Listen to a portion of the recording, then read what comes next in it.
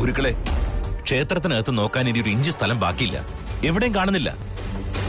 അതെ സ്വാമികളെ, ഇച്ഛാധാരി നാഗിന് പോയിട്ട് ഒരു കൊതുകിനെ പോലും കണ്ടില്ല സ്വാമിജി. ഗുരുക്കളെ, ആ കാണുന്ന ഗോപുരം ഇപ്പോഴും പച്ച നിറത്തിൽ തന്നെയാണല്ലോ. എന്നുവെച്ചാൽ ഇച്ഛാധാരി നാഗങ്ങൾ ഈ ക്ഷേത്രത്തിനകത്ത് തന്നെ ഉണ്ടെന്നാണ്. പക്ഷെ എങ്ങും കാണുന്നില്ലല്ലോ. കാണാൻ ഒരു സമയമുണ്ട്, എതിരെ വരുന്ന സമയം, എതിർക്കാനും ഒരു സമയമുണ്ട്. അത്തരത്തിൽ എല്ലാ സമയവും ജ്വാലമാലിനി നിർണയിച്ചിട്ടുണ്ട്. സൂര്യന്റെ ജ്വാല ഉച്ചയിലെത്തി നിൽക്കുന്നു. നിങ്ങളുടെ മുന്നിലുള്ളത് വളരെ കുറച്ച് സമയം മാത്രം. അതിനുള്ളിൽ ഇച്ഛാധാരി നാഗങ്ങൾ നിങ്ങളുടെ കണ്ണിൽ പെട്ടാൽ നാഗമാണിക്യം നിങ്ങൾക്ക് സ്വന്തം. അവയെ കണ്ടില്ലെങ്കിൽ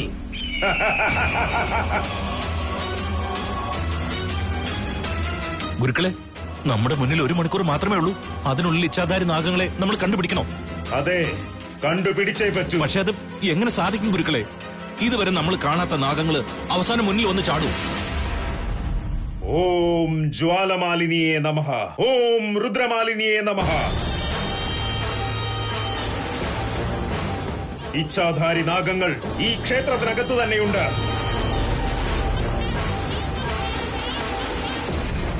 ജ്വാലമാലിനിയുടെ കണ്ണുകളിൽ കണ്ട ആ നാഗങ്ങൾ ജ്വാലമാലിനിയുടെ ആശീർവാദമുണ്ടെങ്കിൽ നമ്മുടെ കണ്ണിലും ദൃശ്യമാകുന്നതാണ്. പോകൂ, പോയി തിരയൂ. ഗുരുക്കളെ, പോകാൻ.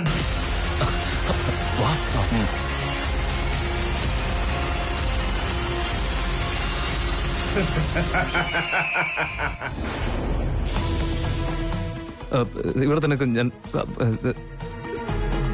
സ്വാമിജി, ഇവളാണ് ശിവാനി.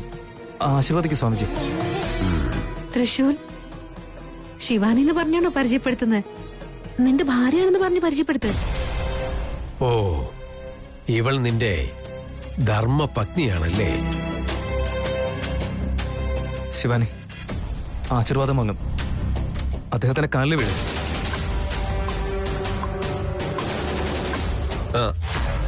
കാലിൽ വീഴേണ്ടതില്ല മോളെ. അതെന്താ സ്വാമിജി? എന്തുകൊണ്ടാ? ഇവള് വയറ്റുകണ്ണിയാണല്ലേ? എന്നുവെച്ചെന്താ? ഉദരത്തിൽ കുഞ്ഞുള്ളവൾ, അതായത് ഗർഭിണി എന്നർത്ഥം. ഗർഭിണികൾ കാലിൽ വീഴാൻ പാടില്ല, ഒരിക്കലും പാടില്ല. അങ്ങൊരു യോഗി തന്നെയാണ്. അങ്ങയുടെ ആശീർവാദം കിട്ടാൻ വേണ്ടി ഞാനും എന്റെ കുഞ്ഞും പുണ്യം ചെയ്തിരിക്കണം. ഞങ്ങൾ അനുഗ്രഹിച്ചാലും.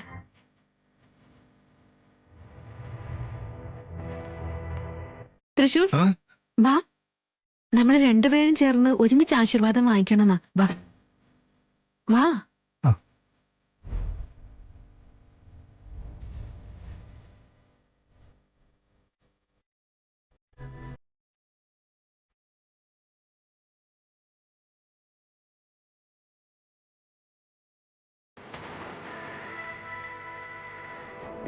ഓം ഗണേശായ നമഃ. തസ്മൈ ശ്രീ നാഗസ്തോത്ര മഹാമന്ത്രസ്യ ദീർഘസുമംഗലീ ഭവ. വിഷ്ണുമൂർത്തി പ്രീതത്വേ ജപേ വിനിയോഗഃ.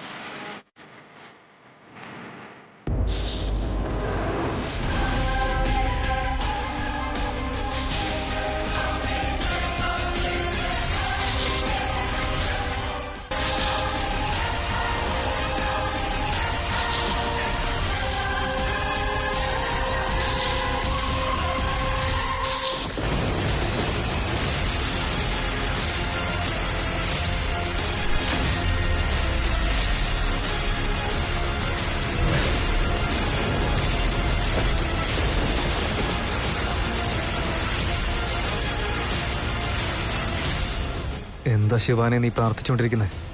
നിന്റെ ശരിയായ രൂപം ആരും അറിയാൻ പാടില്ലെന്ന് സ്വാമിയുടെ അടുത്ത് ആശീർവാദം വാങ്ങിക്കാണോ? എത്ര നാൾ നീ ഇങ്ങനെ പാവത്തെ പോലെ നാടകം കളിക്കും? എന്റെ അച്ഛനെ കൊന്നു, ത്രിവിക്രമനെ കൊന്നു. ഇനിയും എത്ര പേരെ കൊല്ലാനാ നിന്റെ തീരുമാനം? നിനക്ക് നിനക്ക് നിനക്ക് രക്തത്തിന്റെ രുചി മതിയായില്ലല്ലേ?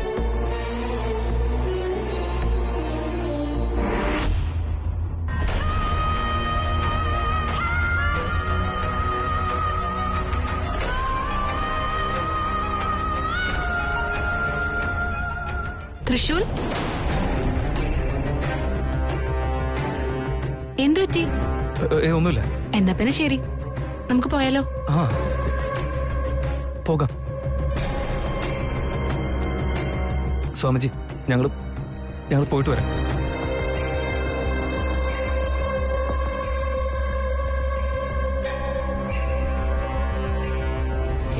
ഭോലേനാഥ, സത്യദർശനം നടത്തിയല്ലേ?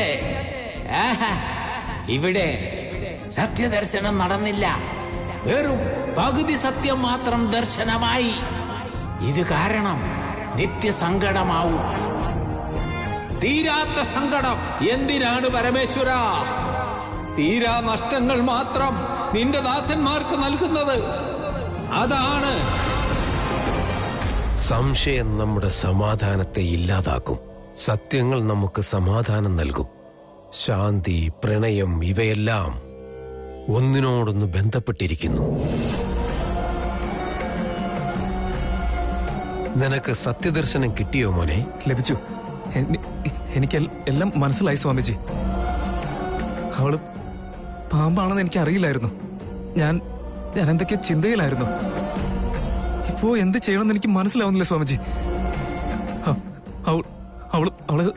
അവള് കാരണം എനിക്ക് എന്റെ വീട്ടിലുള്ളവർ എനിക്ക് നഷ്ടമായി. എനിക്ക് എന്റെ സ്വന്തം അച്ഛനെ നഷ്ടമായി, ത്രിവിക്രമനെ നഷ്ടമായി. എന്റെ വീട്ടിൽ ഒരു സമാധാനം ഇല്ലാതായില്ലേ? ഇപ്പൊ എന്താ ചെയ്യേണ്ടതെന്ന് എനിക്ക് മനസ്സിലാവുന്നില്ല. എനിക്കൊന്നും ചിന്തിക്കാൻ പോലും പറ്റുന്നില്ല സ്വാമിജി. ഒരു നിമിഷം, ഒരു സാധാരണ നാഗറാണിയാണെന്ന് തോന്നുന്നില്ല.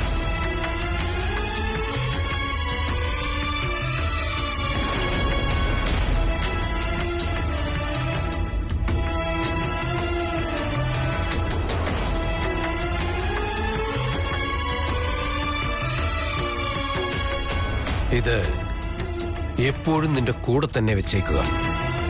ഇത് നിന്നെ രക്ഷിക്കുന്നതായിരിക്കും. ഇത് നിന്റെ രക്ഷാകവചമാണെന്ന് കരുതിക്കോളൂ. വാങ്ങിച്ചോളൂ.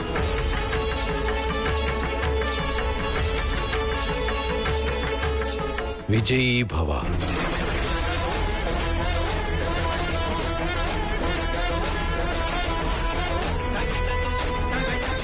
ശരി സ്വാമിജി, ഇത് ഞാൻ എന്റെ കയ്യിൽ തന്നെ വെച്ചേക്കാം. ഞാൻ പോയിട്ട് വരട്ടെ.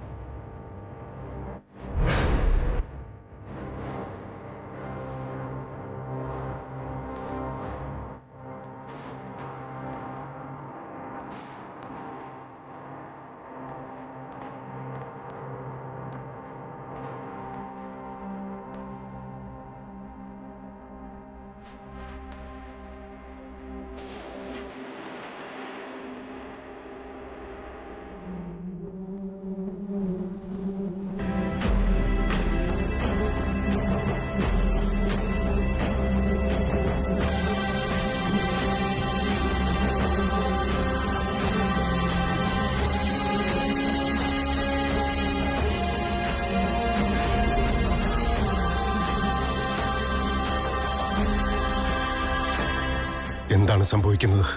എന്താണ് എന്റെ ചുറ്റിലും ഈ ശബ്ദം? ഈ മൂളൽ ശബ്ദം കേട്ടിട്ട് തേനീച്ചകൾ കൂടുകൂട്ടുകയാണെന്ന് തോന്നുന്നു. എന്താണ് നിങ്ങൾ ഈ ചെയ്യുന്നത്? ഇവയെല്ലാം സാധാരണ തേനീച്ചകളല്ല, കായകൽപ്പ ചികിത്സയ്ക്കായി വന്നിരിക്കുന്ന തേനീച്ചകളാണ്. എന്നുവെച്ചാൽ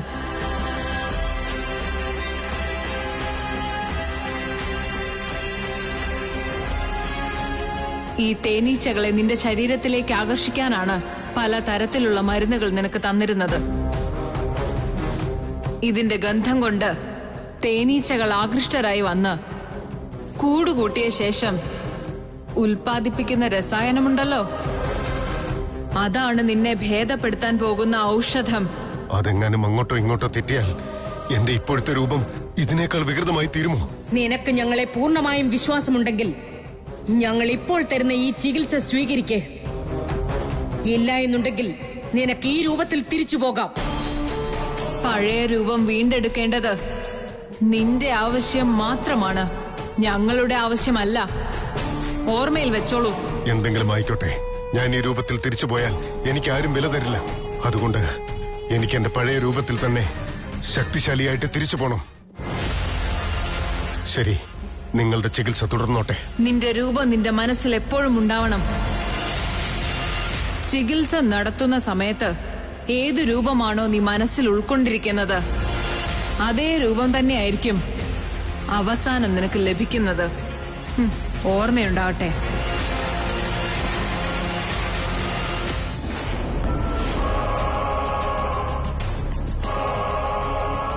ഓം ജ്വാലമാലിനിയേ നമഃ. ഓം രുദ്രമാലിനിയേ നമഃ. ഓം അഗ്നിവദനായ നമഃ. ഓം ക്ഷിപ്രകോപിന്യൈ നമഃ. ക്ഷിപ്രപ്രസന്നായേ നമഃ. തായേ ജ്വാലമാലിനി, ആ ഇച്ഛാധാരി നാഗങ്ങൾ എവിടെ ഒളിച്ചിരുന്നാലും എന്റെ കണ്ണുകളിൽ കാട്ടിത്തരൂ തായേ, കാട്ടിത്തരൂ. അതെവിടെ ഒളിച്ചിരുന്നാലും അതിനെ പുറത്തേക്ക് കൊണ്ടുവരൂ തായേ, പുറത്തേക്ക് അതിനെ കൊണ്ടുവരൂ. ഓം ജ്വാലമാലിനിയേ നമഃ.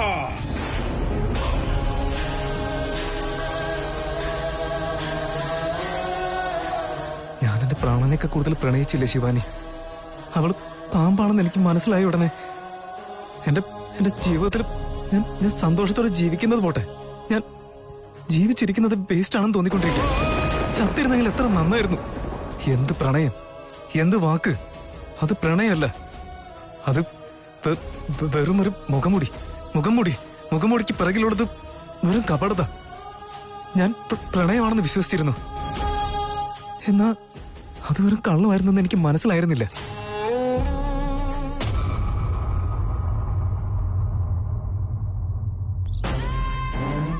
ഗന്ധം, സർപ്പത്തിന്റെ ഗന്ധം, നാഗലോകത്തിന്റെ നാഗഗന്ധം. എവിടുന്നാ ഇത് വരുന്നത്?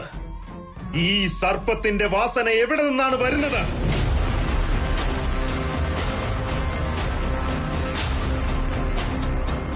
എന്റെ നിരീക്ഷണം തെറ്റിയിട്ടില്ല. ഇവിടെ എവിടെയോ ഉണ്ട്. നാഗലോകത്തുള്ള സർപ്പങ്ങൾ ഇവിടെ തന്നെയാ. ഇത് സർപ്പത്തിന്റെ ഗന്ധം തന്നെയാ. ഇത് സർപ്പത്തിന്റെ ഗന്ധം തന്നെയാ. എവിടെയുണ്ട് ആ സർപ്പം? ആരാണ് ആ സർപ്പം? ജ്വാലമാലിനി തായേ, ആ ഘോര സർപ്പത്തിനെ എന്റെ കൺമുന്നിൽ കാട്ടിത്തരൂ.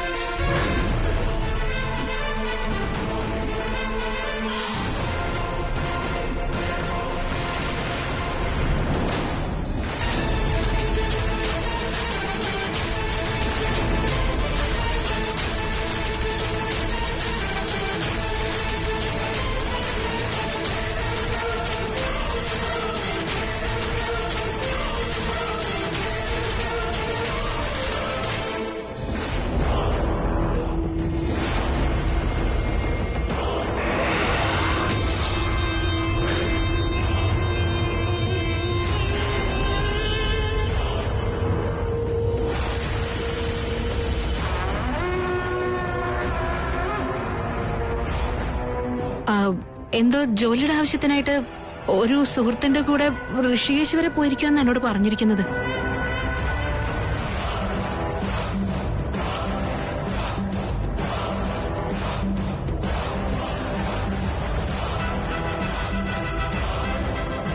ജ്വാലമാലിനി തായേ, ഞാനീ കാണുന്നത് എന്താണ്? നാഗറാണി ദിഗ്വിജയന്റെ മകന്റെ ഭാര്യയാണോ? ഈ കാര്യം അവൻ അറിഞ്ഞിട്ട് അവളെ കൊല്ലാൻ ശ്രമിച്ചിരിക്കും. അങ്ങനെയായിരിക്കും ദിഗ്വിജയനെ കാണാതായത്. ഇവൾ ദിഗ്വിജയന്റെ വീട്ടിൽ തന്നെ ചെല്ലാനുള്ള കാരണം നാഗമാണിക്യം സ്വന്തമാക്കാൻ തന്നെയാണ്. അങ്ങനെയെങ്കിൽ ദിഗ്വിജയൻ ഇപ്പോഴും ജീവനോടെ ഉണ്ടാകുമോ? അതോ മരിച്ചിരിക്കുമോ? ആരും എന്നെ തന്നെ നോക്കി നിൽക്കുന്നത് പോലെ തോന്നാണല്ലോ. എന്നാലും ഇവളെ തേടി വന്ന ആദിശേഷൻ ആരാണ്? അവൻ എവിടെയുണ്ടാകും? അവൻ ആരെന്ന സത്യം നാഗറാണിക്ക് അറിയാമോ? ദിഗ്വിജയൻ നാഗമാണിക്യം തട്ടിയെടുത്തെന്ന് മനസ്സിലാക്കിയിട്ട് നാഗറാണി കളിക്കുന്ന നാടകമോ ഇത്? ആദിശേഷൻ ആരെന്ന സത്യം ഇവൾക്ക് ഉറപ്പായിട്ടും അറിയാം. ആദിശേഷൻ ആരായിരിക്കും? ആദിശേഷൻ ആരായിരിക്കും?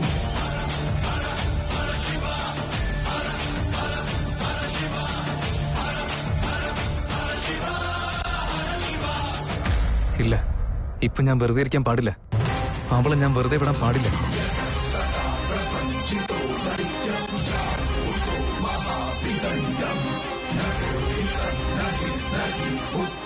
ശിവാനി, നിന്നോട് എനിക്ക് കുറച്ച് സംസാരിക്കാനുണ്ട്.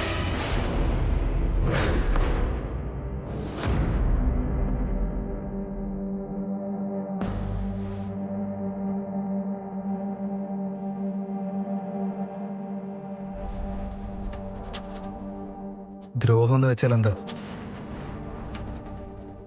ദ്രോഹോ? അതൊക്കെ നിങ്ങൾ ചോദിച്ചത്? ദ്രോഹം എന്ന് വെച്ചാൽ എന്താണെന്നാണ് ഞാൻ ചോദിച്ചത്. ദ്രോഹം എന്ന് പറഞ്ഞാ നമുക്ക് വേണ്ടപ്പെട്ടവർക്ക് ദോഷം ചെയ്യാം.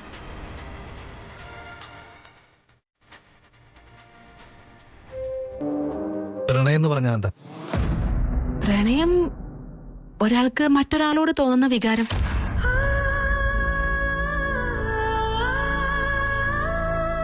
എന്നാൽ എനിക്ക് പ്രണയം എന്ന് പറയുന്നത് വെറും വികാരം മാത്രമല്ല. പ്രണയം എന്നാൽ ഒരാൾ മറ്റൊരാൾക്ക് മേൽ വെച്ചിരിക്കുന്ന കെയറാണ്. മനസ്സ് തുറന്ന എല്ലാ കാര്യങ്ങളും പങ്കുവെക്കുന്ന പൂർണ്ണമായ സ്നേഹമാണത്. പ്രണയം എന്നാൽ സന്തോഷം. പ്രണയം എന്നാൽ ജീവിതം. എല്ലാത്തിനും മുകളിൽ പ്രണയം എന്നാൽ വിശ്വാസമാണ്.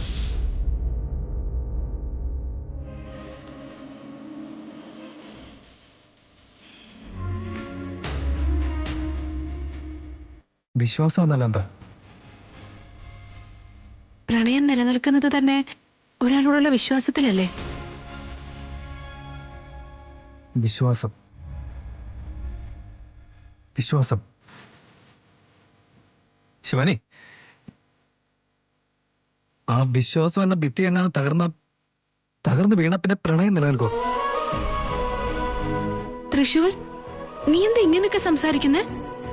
നീ പറയുന്നതിന്റെ ഒന്നും അർത്ഥം എനിക്ക് മനസ്സിലാവുന്നില്ല. എന്നെ എന്തിനാ ഇങ്ങോട്ട് കൂട്ടിക്കൊണ്ടുവന്നത്? വാ, നമുക്ക് പോവാം. ശിവാനി, ഞാനൊരു ചോദ്യം ചോദിക്കാം. അതിന് ശരിയായിട്ടൊരു ഉത്തരം തരാൻ പറ്റോ?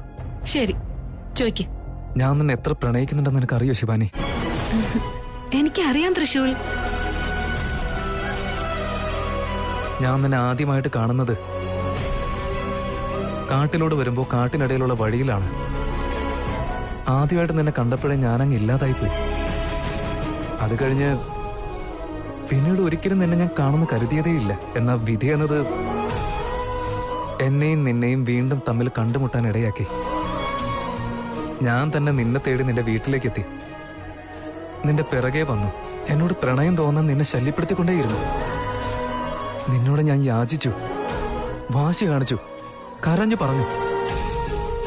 നീ ത്രിവിക്രമനെ പ്രണയിക്കുന്നു എന്നറിഞ്ഞിട്ടും അതൊന്നും ശ്രദ്ധിക്കാതെ, അതൊന്നും വകവെക്കാതെ, തോൽവി സമ്മതിക്കാതെ നിന്നെ പ്രണയിച്ചുകൊണ്ടേയിരുന്നു. നിനക്ക് വേണ്ടി ഞാൻ ആരുടെയും വാക്ക് കേൾക്കാതെ വീട്ടുകാരെ എല്ലാം എതിർത്തുകൊണ്ട് നിന്റെ കഴുത്തിൽ താലിയും കെട്ടി. ഞാൻ ഇത്രയൊക്കെ ചെയ്തത് എന്തിനാണെന്നറിയ ശിവാനി? ഞാൻ നിന്നെ എന്റെ പ്രാണനേക്കാൾ കൂടുതൽ പ്രണയിച്ചുകൊണ്ടിരിക്കുകയായിരുന്നു. നിന്നെ വിട്ട് ജീവിക്കാനുള്ള ശക്തി എനിക്കില്ലായിരുന്നു ശിവാനി. ഏത് ക്ഷണം വേണമെങ്കിലും എന്റെ പ്രണയത്തെ നിന്നെ എനിക്ക് വിട്ടുകൊടുക്കാമായിരുന്നു.